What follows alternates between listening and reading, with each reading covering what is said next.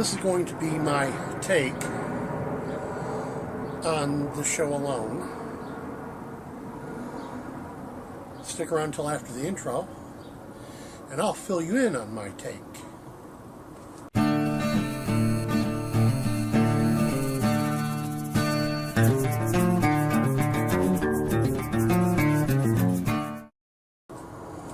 Okay.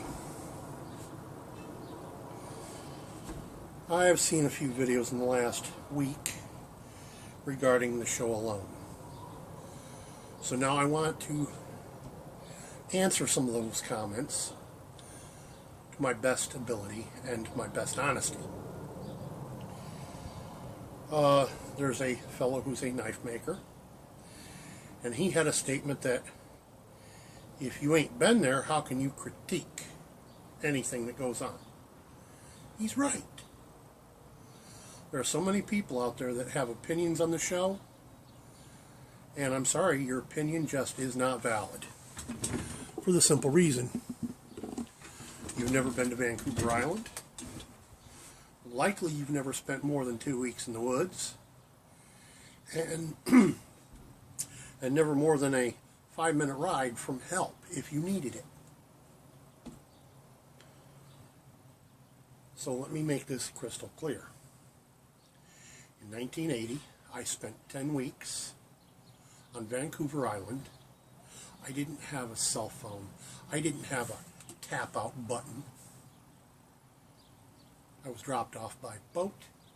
I was visited by that boat once every 5 weeks. They picked me up on their second visit to take me back out, because I decided at that point I'd done what I went there to do, to prove I could. So, I have a unique perspective on who's doing well or not. I've chosen not to critique this second season. Not for any reason you might think. My opinion is the show is a joke. Don't get me wrong, I'm not belittling those who are out there trying to better themselves last fall and winter. I applaud their attempt to enrich their lives. But let me make this clear. You've got 10 contestants filming half the day away. So that's at least 8 or 10 hours a day they're making video. So you're talking 80 hours a day of video. How much do you get to see as a viewer? An hour a week for 10 weeks maybe. They're probably making, there's probably a good 300 hours of video being made minimum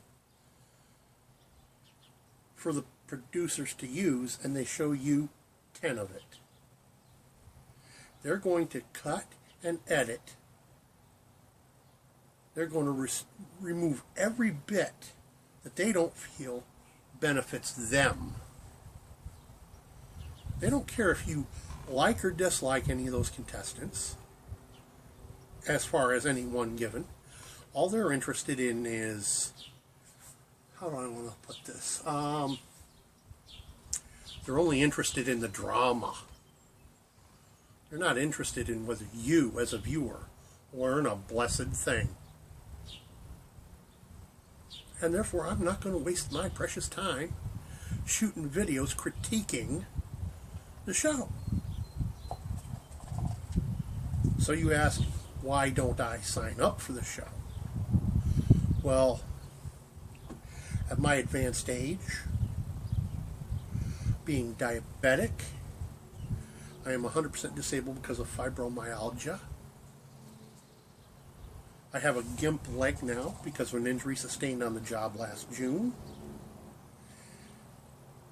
Now, a lot of you look at me and you see a fat man.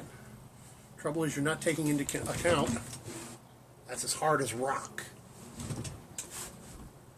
There's only a thin coating of fat there. So why does Embarado have a big belly? Well, yeah, I got a little fat on me, but the big belly is as a result of liver disease. And I am not a drinker per se.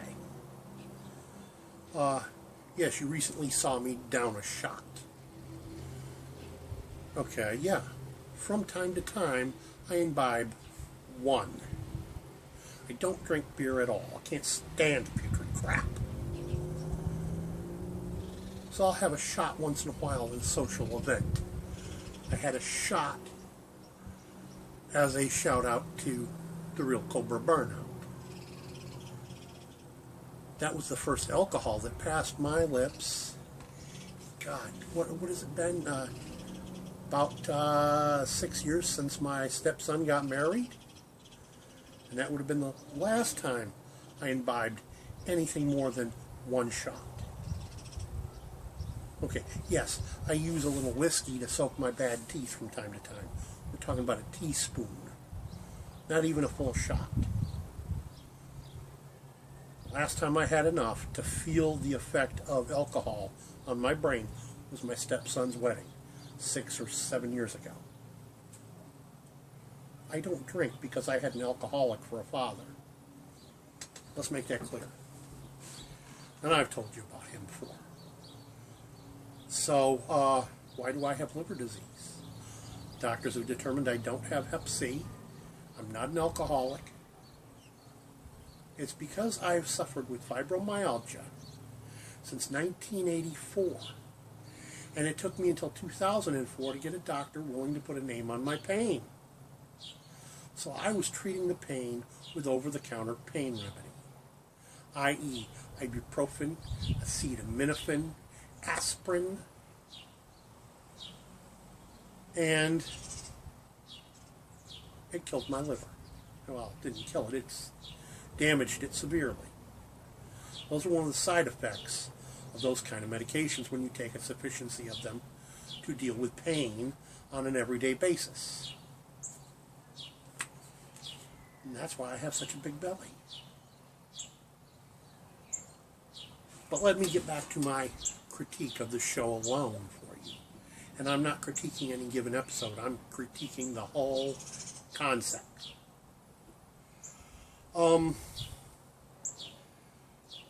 When I was on Vancouver Island, there was no big cash prize waiting for me. There was no tap out. There was no, I'm scared of the bears coming get me out of here crap. And I had precious little more than those folks that are there have now. Matter of fact, I didn't even have a ferro rod. And I didn't have a Bic. All my fire was produced with primitive fashion. I had a burning lens, and then I had my knife where I could make a bow drill set. That's how all my fires were created right there. Solar and or bow drill. Matter of fact, my first fire on the first day I was there, the sky was overcast, as bad or worse than it is right now today. Bow drill was how I made my first fire. I had flames 4 foot high, and the boat wasn't even out of sight. So,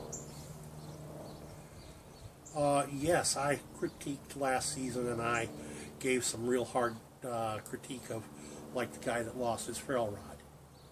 That was a pure bonehead move. End of story. That was so amateur that he didn't belong there. And this was, I asked him directly, I asked him this question directly through YouTube. He has never bothered to answer my question.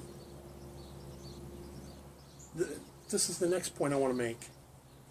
The producers don't pick the most skilled candidates for the show. They pick people, yeah, that have some skill set. But they're not picking people like Cody Lundin or Dave Canterbury or people like me who've been doing it, surviving in the wilderness with not much more than a knife on their hip for over 50 years.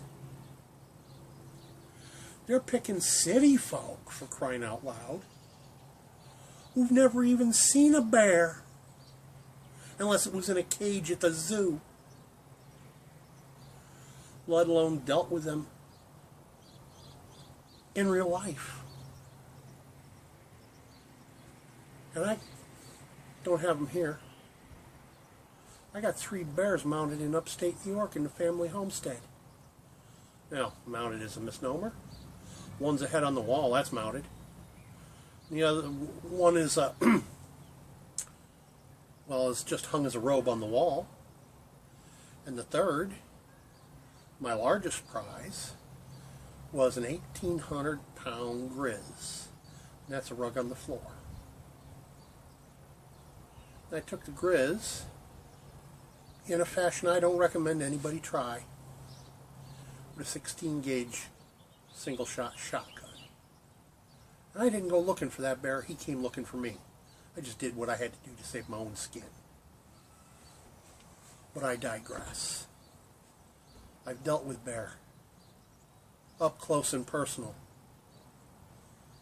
Black bear that's mounted on the wall, he wasn't taken with a firearm. He was taken with an 8-inch Bowie knife. I just grinned him into table meat, as they say.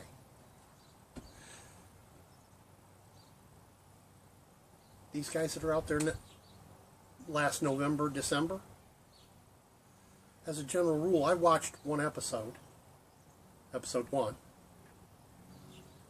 and I'm sorry, they just don't have the necessary skills, apparently, to deal with bear. I mean, look at the guy who tapped out on the first show. There I go, critiquing the individual episode. Don't get me wrong, I'm sure he's a nice guy. But he didn't have the skills necessary. And the producers, they don't vet these people the way they should. They're putting people in harm's way for the drama so that they sell more advertising. So they make $1 billion. How do you think they can afford to give away 100,000 or 500,000 as a prize? Think about it. That's what it's all about. It's all about the money going in their pocket. They don't give a crap about anybody else. Because let me be honest, those other 9 people who don't win the prize, what are they going to get out of it?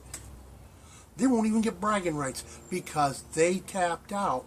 Only one guy will get bragging rights, and that one, well, I can't say guy this time around because there are females involved. One person will get the bragging rights and the $500K. Compared to what their producers and the money people behind the show are going to make on it. Oh, don't get me wrong. I'm all for free market. I'm simply pointing out to you folks, think about these ideas. And like that knife maker said, you ain't been there, don't waste your breath critiquing because you don't know anything about it yourself. Matter of fact, there's only 10 other people in this world who can speak on this subject that I know of. And 9 of them have already tapped out from the whole idea. They quit because they were frightened or they were hungry or they just couldn't go on. They at least have some insight into it. And the one guy who was a victor from last season, he stuck it out the longest. Great for him. How much weight did he lose? Let me fill you in. 10 weeks I spent there. Now, I can't tell you if it was the last day of October or the first day of November. I didn't pay much attention to calendars back then. But it was right there within a 3-day window around the change of October to November when I was dropped off. And I spent 10 weeks there. I didn't just survive, I thrived. Back then, I weighed actually I was about 245 pounds, 4% body fat. I came out 40 pounds heavier, not lighter. And I was packing, when I went in, My pack weighed about 75 pounds.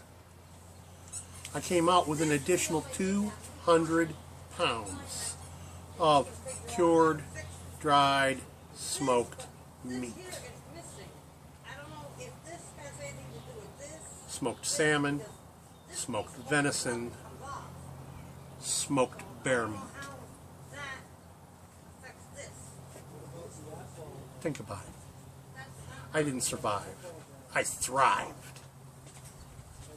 Nobody who participated in the first season thrived. They barely survived. That's what I mean by they don't have the prerequisite skills they should have for what they're attempting. They have some skills, yes.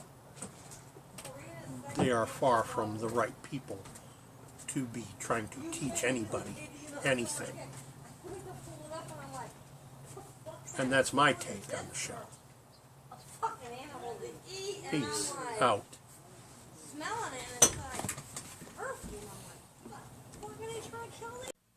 By the way, don't forget to